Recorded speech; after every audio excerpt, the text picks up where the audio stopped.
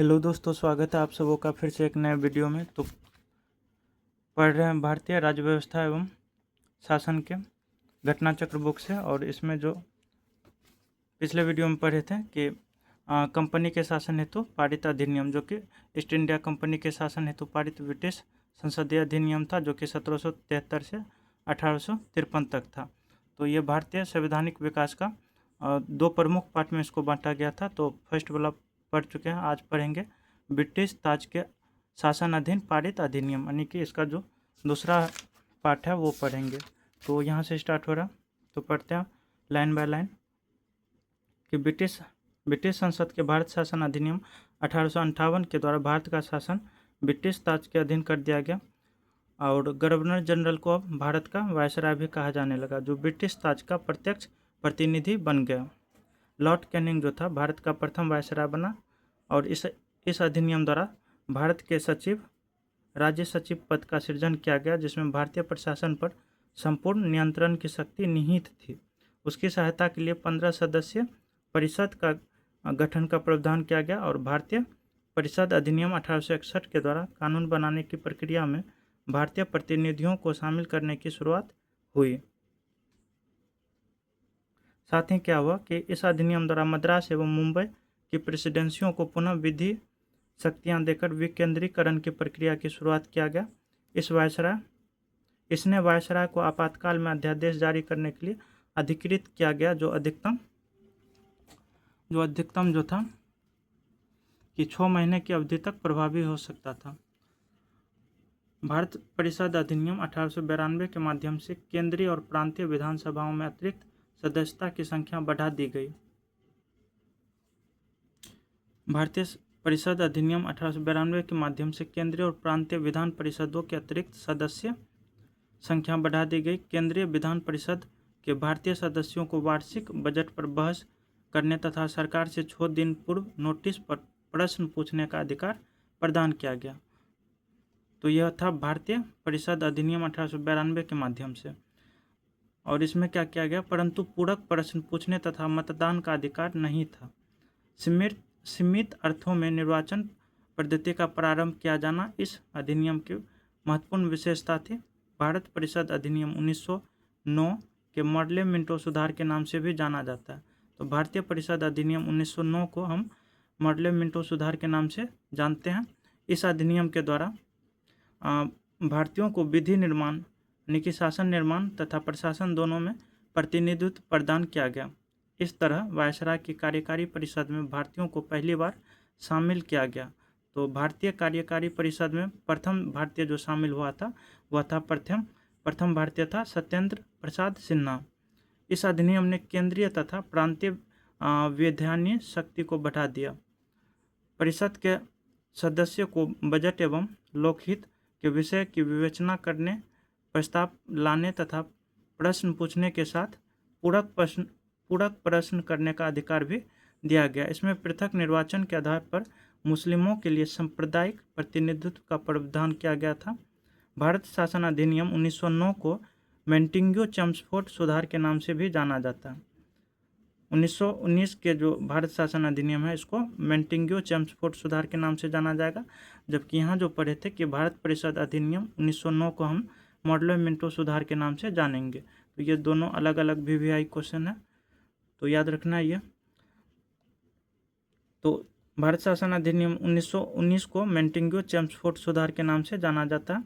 इस अधिनियम के द्वारा पहली बार प्रत्यक्ष चुनाव प्रणाली अपनाई गई। सांप्रदायिक आधार पर निर्वाचन प्रणाली का विस्तार करते हुए इसमें सिखों, भारतीय ईसाइयों, आंग्ल भारतीय तथा यूरोपीय के लिए भी लागू कर दिया गया। इस अधिनियम द्वारा पहली बार केंद्र में द्विसदनीय व्यवस्था का स्थापना किया गया। इस अधिनियम के द्वारा सभी को केंद्र तथा प्रांतों में बांट दिया गया। द्विसदनीय केंद्रीय विधानमंडल समस्त ब्रिटिश भारत के लिए कानून बना सकते थे। इस अधिनियम के तहत प्रांतों में द्वैध शासन प्रणाली लागू किया गया। विधीय शक्तियों को 2 भागों में आरक्षित तथा हस्तांतरित विषय में बांट दिया गया। इस अधिनियम में पहली बार उत्तरदायी शासन शब्द का प्रयोग किया गया। इसके अंतर्गत एक आयोग का गठन किया जाना था, जिसका कार्य 10 वर्ष के इस अधिनियम की समीक्षा करने के बाद अपनी रिपोर्ट प्रस्तुत करना था। भारत शासन अधिनियम 1935 के द्वारा सर्वप्रथम भारत में संघात्मक सरकार की स्थापना किया गया और इस अधिनियम के द्वारा भारत में द्वैध शासन समाप्त करके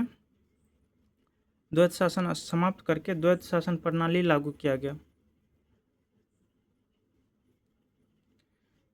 कहाँ पढ़ रहे थे?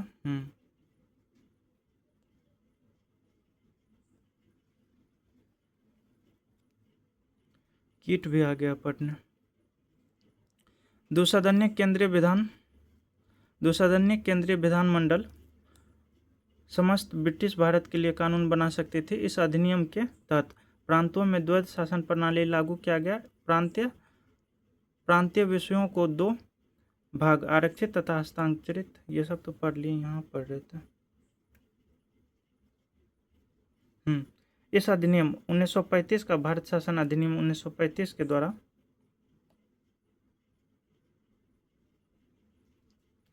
भारत शासन अधिनियम 1935 द्वारा सर्वप्रथम भारत में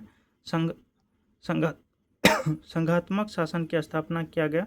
इस अधिनियम के द्वारा प्रांत में द्वैध शासन समाप्त करके केंद्र में द्वैध शासन प्रणाली लागू किया गया। भारत में मुद्रा एवं साख पर नियंत्रण के लिए भारतीय रिजर्व बैंक की स्थापना किया गया। सांप्रदायिक निर्वाचन प्रणाली का विस्तार करते हुए दलित जातियों, महिलाओं और श्रमिक को इसमें सम्मिलित किया गया। इस अधिनियम के तहत वर्ष 1937 में संघीय न्यायालय की स्थापना किया गया। इस अधिनियम द्वारा बर्मा को ब्रिटिश भारत से अलग कर दिया गया तथा 2 नए प्रांत सिंध और उड़ीसा का निर्माण हुआ। तो 1937 में संघीय न्यायालय की स्थापना हुआ और इसी अधिनियम के द्वारा बर्मा देश को ब्रिटिश भारत से अलग कर दिया गया और 2 नया प्रांत बनाया गया, सिंध और उड़ीसा का निर्माण हुआ। इसके तहत कुछ प्रांतों में द्विसदनात्मक व्यवस्था किया गया। भारतीय स्वतंत्रता अधिनियम 1947 ने 15 अगस्त 1947 को भारत को स्वतंत्र एवं संप्रभुत्व राष्ट्र घोषित किया। इसने वायसराय का पद समाप्त करके दोनों डोमिनियन राज्यों में गवर्नर जनरल पद सृजित किया। इसके अंतर्गत ब्रिटिश शाही उपाधि से भारत का सम्राट शब्द समाप्त कर दिया गया। ऑनलाइनर यहीं तक था, ये नोट्स का जो भी था।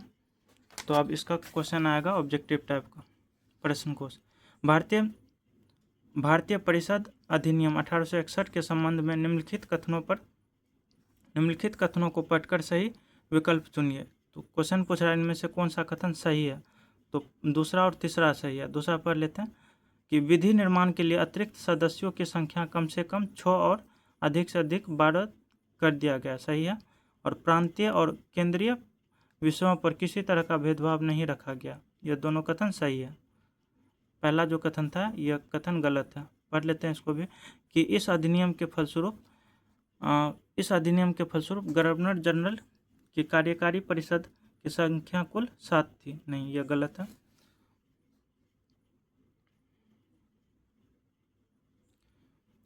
भारतीय परिषद अधिनियम 1861 के द्वारा भारत के गवर्नर जनरल की कार्यकारी परिषद को पोर्टफोलियो प्रणाली पर कार्य करने वाली कैबिनेट में बदल दिया गया, जिसमें राजस्व, सैन्य, कानून, वित्त और गृह विभागों के प्रमुख रूप में 5 सदस्य शामिल थे। 1874 में इसमें 6ठा सदस्य लोक निर्माण विभाग जोड़ा गया था। इस अधिनियम के द्वारा वित्तीय कार्यों के लिए अतिरिक्त सदस्यों की संख्या न्यूनतम 6 थी और अधिकतम 12 कर दिया गया, जिन्हें गवर्नर जनरल की 2 वर्ष की अवधि हेतु नामित किया गया था। इसके अतिरिक्त सदस्यों में से कम आधे गैर सरकारी होने थे और आधे सरकारी होने थे। इस अधिनियम के तहत केंद्रीय और प्रांतीय विषयों के बीच कोई भेद नहीं किया गया था। अगला क्वेश्चन है, फ़ोन का फ्लैश यूज हो रहा है वीडियो रिकॉर्डिंग में, तो इसलिए कीट सब आ रहा, तो इसको इग्नोर कीजिएगा। भारतीय परिषद अधिनियम 1892 के संबंध में निम्नलिखित कथनों को पढ़कर सही विकल्प चुनिए। तो ये तीनों कथन जो है गलत है। कैसे गलत है, तो इसका जो डिटेल्स पढ़े थे तब यहाँ से पता लग रहा है। तो ये क्वेश्चन आधा अधूरा है, इसलिए इसको ऐसा रखा गया।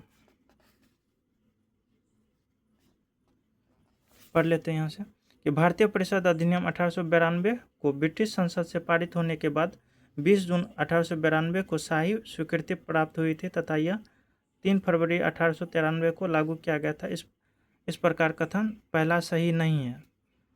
तो इसमें दिया था कि 20 जून 1892 को लागू हुआ था, लेकिन यहाँ 3 फरवरी 1893 को लागू किया गया था।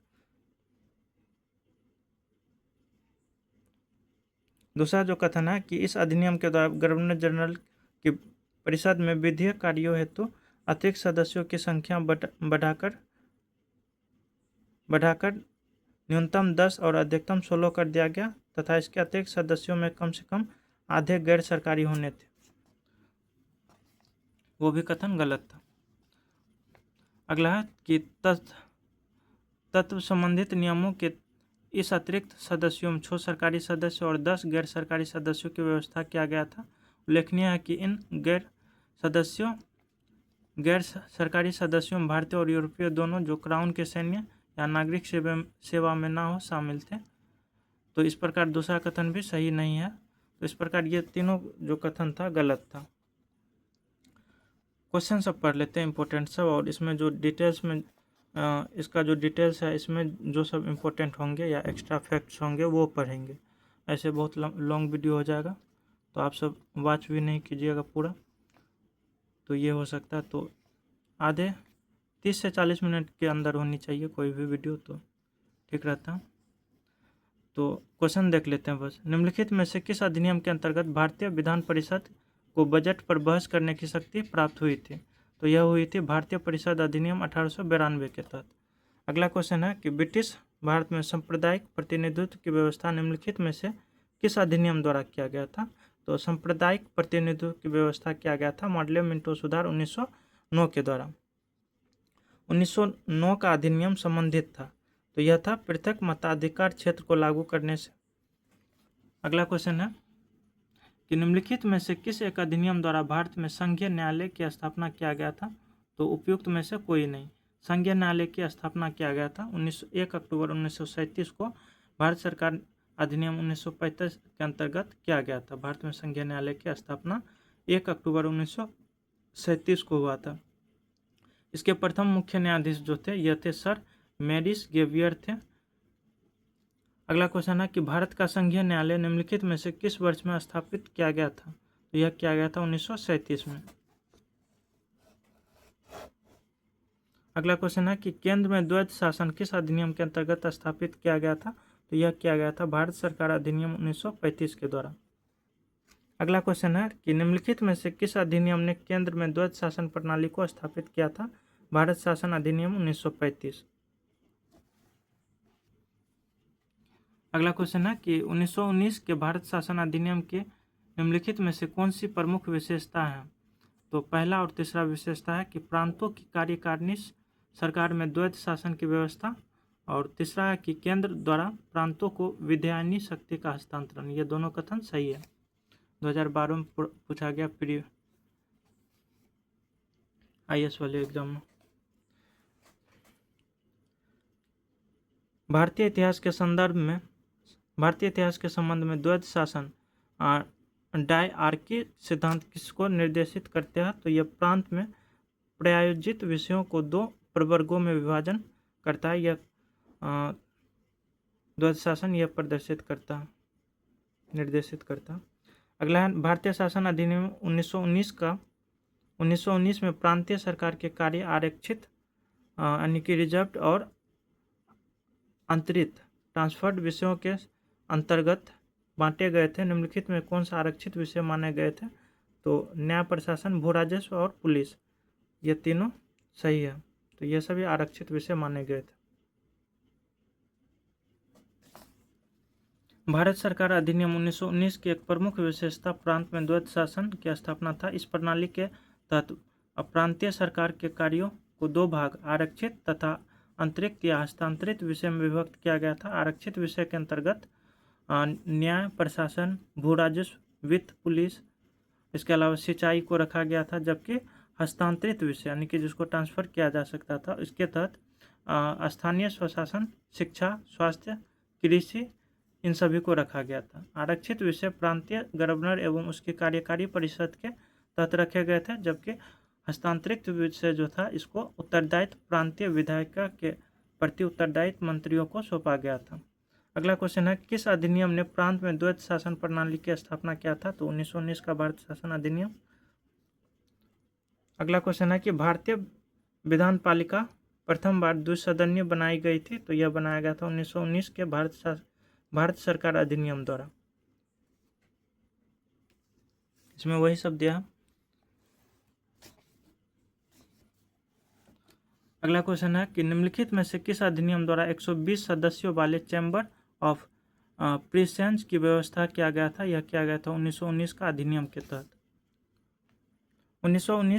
1919 के भारत शासन अधिनियम को ब्रिटिश शाही स्वीकृति मिलने के साथ 23 दिसंबर 1919 को ब्रिटिश किंग जॉर्ज V के पंचम के उद्देश्य घोषणा के माध्यम से भारतीय रियासतों के लिए 120 सदस्य वाले चैम्बर ऑफ प्रिसेंस यानी कि नरेंद्र मंडल की स्थापना व्यवस्था किया गया था। इसका उद्घाटन फरवरी 1921 में किया गया था। अगला क्वेश्चन है कि केंद्रीय विधानसभा का निम्नलिखित में कौन सा निर्वाचन भारत शासन अधिनियम 1919 के तहत हुआ था? तो 1945 और 1926 दोनों सही है, ए और सी। प्रश्नगत वर्षों में से वर्ष 1926 एवं वर्ष 1945 का केंद्रीय विधानसभा चुनाव भारत शासन अधिनियम 1919 के तहत हुआ था। भारतीय शासन अधिनियम 1919 के अंतर्गत भारतीय विधायिका का अंतिम निर्वाचन किस वर्ष में आयोजित किया गया था? तो यह किया गया था 1945 में। अगला क्वेश्चन है कि भारत राष्ट्रपति का अध्यादेश निर्गत करने की शक्ति प्रेरित है? तो यह भारत सरकार अधिनियम 1935 से। अगला क्वेश्चन है कि निम्नलिखित में से किस अधिनियम द्वारा संवैधानिक निरंकुशता का सिद्धांत प्रवर्तित किया गया था? तो 1935 का भारत शासन अधिनियम। अगला क्वेश्चन है कि भारत के संविधान में केंद्र एवं राज्यों के बीच किया गया था शक्तियों का विभाजन इनमें से किसमें उल्लेखित योजना पर आधारित था? तो यह था भारत सरकार अधिनियम 1935।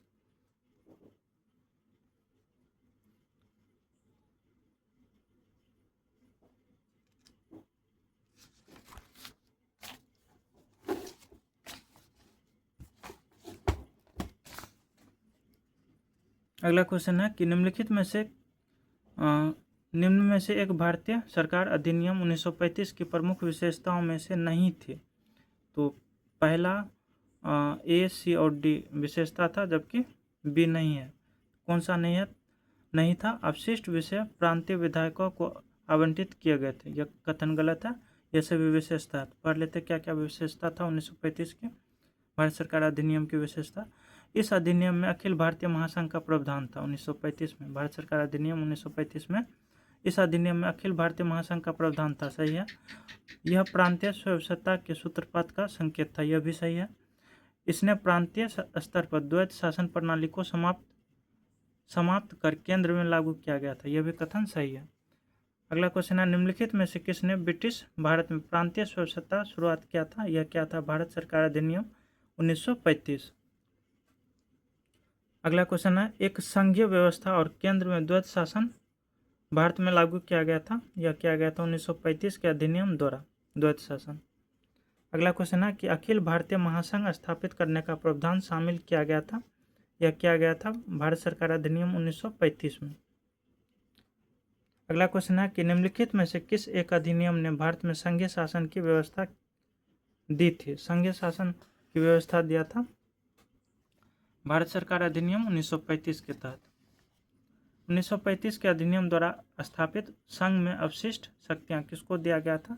यह दिया गया था गवर्नर जनरल को। भारत सरकार अधिनियम 1935 के संदर्भ में निम्नलिखित कथनों पर विचार कीजिए। इनमें क्वेश्चन पूछ रहा कि इनमें से कौन सा कथन सही है? केवल पहला सही है कि इसमें ब्रिटिश भारतीय प्रांत और देशी रियासतों को मिलाकर एक अखिल भारतीय परिसंघ फेडरेशन की स्थापना किया गया था।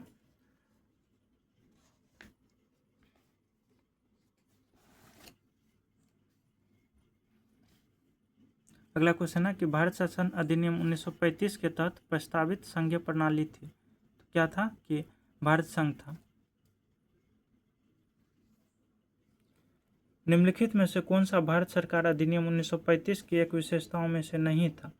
तो 1935 के अधिनियम का मूल्यांकन नहीं था, बाकी ये सभी था कि गवर्नर जनरल के कार्यकारी परिषद का पुनर्गठन यह था, प्रांतीय स्वसत्ता था, भारत के संघ का प्रस्ताव यह भी था, सी नहीं था। भारतीय शासन अधिनियम 1935 के प्रमुख विशेषताओं में से भारत के संघ का प्रस्ताव गवर्नर जनरल की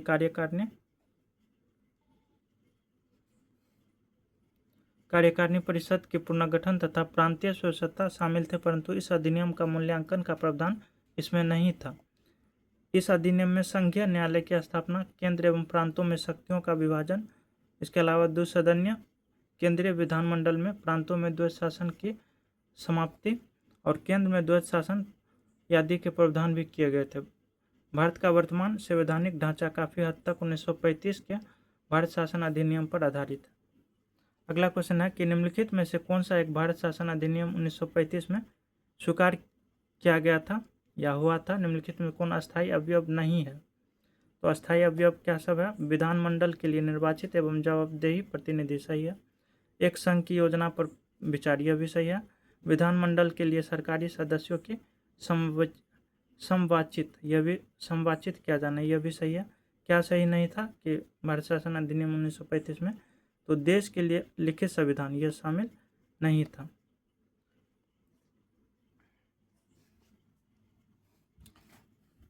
उन्नीस का गवर्नमेंट ऑफ इंडिया एक्ट क्यों महत्वपूर्ण है? तो यह भारतीय संविधान का प्रमुख स्रोत है, यह इसलिए यह इम्पोर्टेंट है।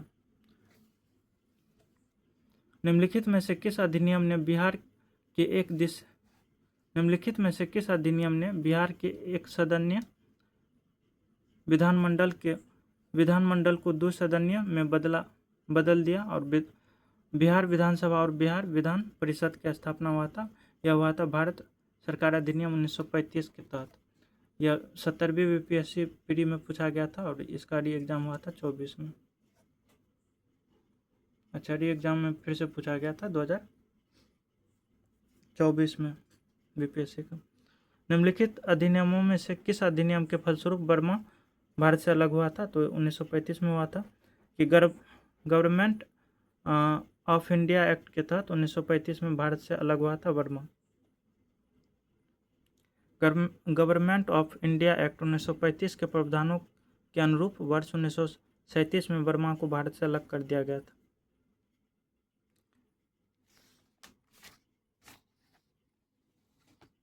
तो क्वेश्चन यहीं तक था। टोटल 36 क्वेश्चन थे और इस तरह से हम बारी बारी से सारे टॉपिक को कवर करेंगे। अगला टॉपिक है कि संविधान सभा एवं संविधान निर्माण प्रक्रिया। अगले वीडियो में कवर करेंगे इसको। अगर वीडियो आप सबों को अच्छा लगता है तो लाइक कीजिएगा और शेयर कीजिएगा और सपोर्ट भी कीजिएगा चैनल को। अभी नया है चैनल, धीरे धीरे सारे हिस्ट्री पॉलिटिकल तो करवा ही रहे, हिस्ट्री और ज्योग्राफी का भी वीडियो आएंगे। मिलते हैं नेक्स्ट वीडियो में।